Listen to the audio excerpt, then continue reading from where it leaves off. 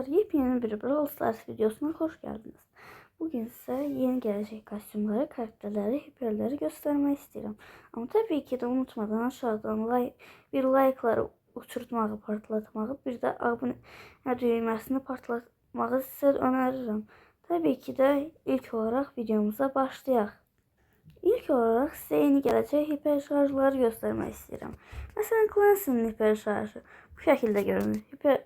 Görev veri çağırıyor. Gelin bu hiper şarjı birlikte sizinle beraber yoklayalım. Bilirsiniz ki Clancy'ye de yeni bir hiper şarj gelir. Ve hiper şarjın avantajları budur. Bu şekilde daha süratli atır ve tabii ki de daha çok top atır. Bu şekildedir.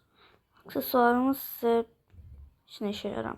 Davay. İkinci hiper şarjımıza gözlemeden geçelim. Bildiniz mi? Pem'in hiper şarjını göstereceğim ama bu Pem'in hiper şarjı değil. Gördüğünüz gibi Lova'nın üstü ve hiper şarj bilirsiniz ki tabii ki de yanlışlıkla oyuna gelmişti. Ama sonradan kaldırdılar. Hiper şarjı ekranda görürsünüz ama basanda yakında değil. Tabii ki de ona göre hiper şarj gelmiyor. Tez hesabında olduğumuz için böyle şeyler həmişə olabilir. Unutmadan 3. hiper şarjımıza geçelim dostlar. Başlayaq Amber'ın hiper şarjından. Gəlin onda başlayaq. Sizə hiper şarj avantajlarını göstermek istəyirəm. Gəlin onda başlayaq və eğitim alanında sizə hiper şarjları göstərim. İlk olarak bu robotlarla işimiz yoktu tabii ki de. Bizim işimiz bu robotlarla beraberdi. Ama tabii ki de unutmadan hiper şarjımızı bir pört diyək ve ultimizi ataq. Gördüğünüz gibi daha çok hasar verir ve daha çok kalır. Bir tane daha ataq. Gördüğünüz gibi hiper şarjımız elə buydu. Gəlin keçək çaktırmadan 4. hiper şarjımıza. Bildiğiniz ki mekanik bir tane hiper şarj gələcəkdi. Gəlin o zaman bu hiper şarjı hiç çaktırmadan yoklayaq istəyirsinizsə. Hiperimizin avantajları budur ve bildiğiniz kimi işimiz yine bu robotlarla beraberdir. Əvvəlcə bu sushi'de ətdir, bilmirəm buna basaq. Sonra ise gördüğünüz gibi daha çoxdur. Daha çok alan eləyir ve ultra hasar verir. Hiper şarjımızın avantajı bu idi. Çaktırmadan 3. hiper şarjımıza geçək. Bildiğiniz kimi Lily'ye de yeni bir hiper şarj gələcəkdi. Gəlin çaktırmadan yine başlayaq hiper şarjımıza. Gəlin hep beraber sizlə sürpriz kimi bu hiper şarjı yoklayaq. Əvvəlcə bu robotun yanında hiper şarjı basaq. Gördüğünüz kimi divardan sektirebilir ve gölge alanına gönderir. Hiper şarjımıza avantajları bu idi. Geçək başka hiper şarjımıza. Gəlin. Bildiğiniz kimi Grifa'da bir hiper şarj gelirdi. Ve hiper şarjın adı ise vergi indirimi. Neyse çaktırmadan yeni hiper şarjımızı basaq. Gedirik robotların yanına. Getirik robotların yanına. Bilirsiniz ki bunun ultisi kartda ve hiper şarjı basanda daha çok kart gelir ve geriye kaydanda kart 2'ye katlanır. Gördüğünüz kimi güzel bir hiper şarjdır.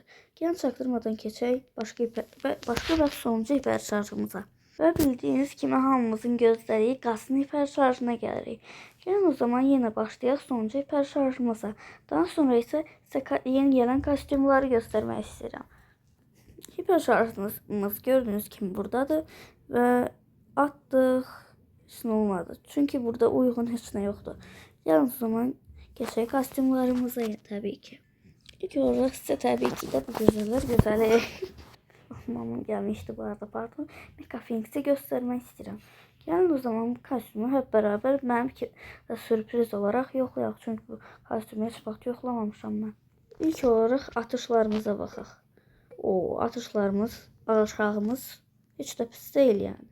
Bir ultimize baxaq. Ultimiz oy süper. Ultisini çok beğendim. Aksesuarında da tabii ki de bir değişikliği yoktu. Keçək o biri sürpriz kostümümüze. Geldik. Doğaçlamacı Ra'ya geldik. Bu çok değişik kostüm olarak değiller ama bu kostümü hiç beğenmirəm ben.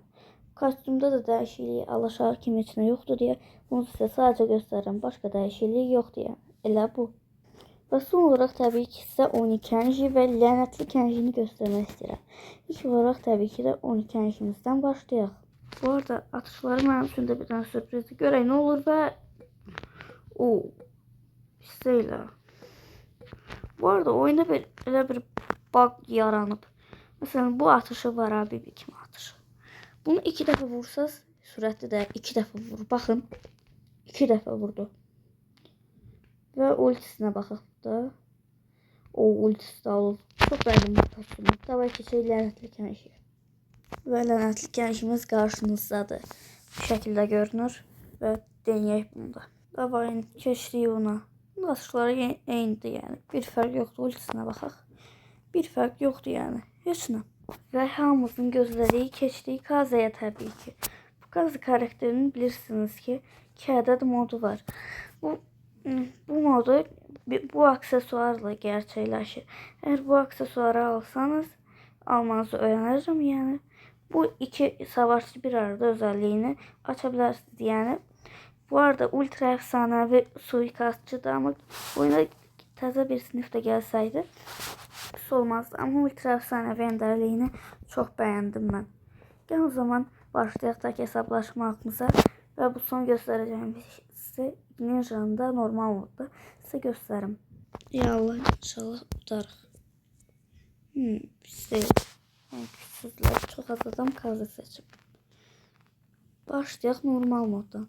Normal modda gördüğünüz kimi belə bir yer var. Eğer belə gəlsəniz ekstra hasar verəcəkdir. O demek Afenix bizi öldürəcək bu arada. Keçdik Ninja moduna. Gördüğünüz kimi Ninja modunda uzaktan hasar verir ama yakından çok güçlü hasarları verebilir. Tabii ki size göstermeyeceğim. Dostlar, bu arada videomuz bura kadar idi. Sağ olun, sağ salamat qalın. Tabii ki de elə bildiniz, unuttum mu? Like atıp abone olursunuz.